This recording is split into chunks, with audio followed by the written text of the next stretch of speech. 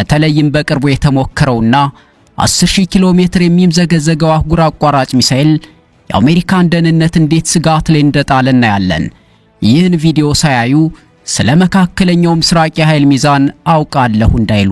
ሰላም ጤና ይስጥልኝ የቻናላችን ቤተሰቦች፣ እንኳን በደህና መጣችሁ። ዛሬ በጂኦፖለቲካው ዓለም ትልቅ መነጋገሪያ በሆነው የኢራን ወታደራዊ አቅም ላይ እናተኩራለን። የመካከለኛው ምስራቅ ወታደራዊ ሚዛን ባለፉት 10 ዓመታት ውስጥ በከፍተኛ ሁኔታ ተቀይሯል። ኢራን በከባድ የምዕራባውያን ማዕቀብ ውስጥ ሆና ሳለ የገዛ ራሷን የቴክኖሎጂ አቅም በመጠቀም የአሜሪካን ወታደራዊ የበላይነትና የእስራኤልን የደህንነት ስርዓት የሚፈታተኑ የጦር መሳሪያዎችን መገንባት ችላለች። እነዚህ መሳሪያዎች የሚፈሩት በውድመት አቅማቸው ብቻ ሳይሆን የጦርነትን ባህላዊ ህግጋት በመቀየራቸው ጭምር ነው።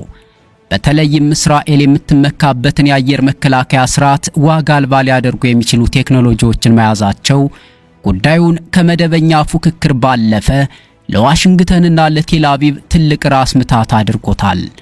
ዛሬ እነዚህን 5 አስፈሪ መሳሪያዎች አንድ ባንድ በዝርዝር እንተነትናቸዋለን። አብራችሁን ይቆዩ። አንደኛ፣ የኢራን አህጉር አቋራጭ ህልም ኬይቫር ሸካንና የ10,000 ኪሎ ሜትር ስጋት ነው። ኢራን በቅርቡ ያደረገችው የሚሳኤል ሙከራ ዓለምን ያስደነገጠው ከክልላዊ ስጋትነት አልፋ ዓለም አቀፋዊ ኃያልነትን መላበሷን ስላበሰረች ነው።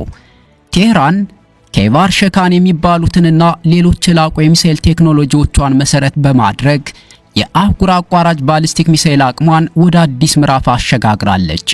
በአሁኑ ወቅት በወታደራዊ ተንታኞች ዘንድ ትልቅ መነጋገሪያ የሆነው ጉዳይ ኢራን እስከ 10,000 ኪሎ ሜትር ድረስ መምዘግዘግ የሚችል የሚሳኤል ቴክኖሎጂ ላይ መድረሷ ነው። ይህ ርቀት ተራ ቁጥር አይደለም።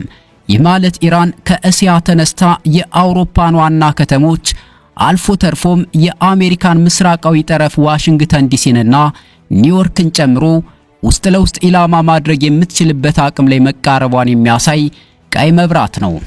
ይህንን ሚሳኤል እጅግ አጓጊና አስፈሪ የሚያደርገው ደግሞ በከባቢ አየር ላይ የሚያሳየው አስደናቂ ፍጥነትና ትክክለኛነት ነው። 10,000